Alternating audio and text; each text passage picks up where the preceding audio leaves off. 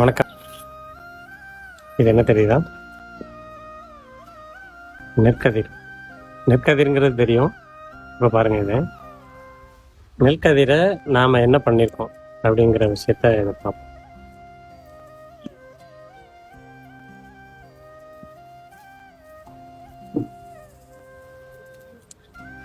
நெற்கதிரை தோரணமாக செஞ்சுருக்கோம்.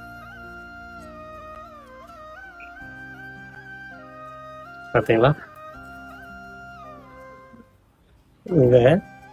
இந்த கதிரை நீங்கள் வீட்டில் நிலைவாசலில் தொங்க விடலாம்.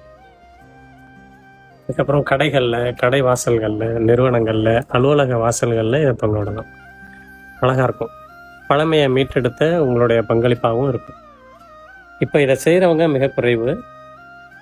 இதை மயன் உலகு வாயிலாக இதை நாம் அறிமுகப்படுத்துகிறோம். நன்றி.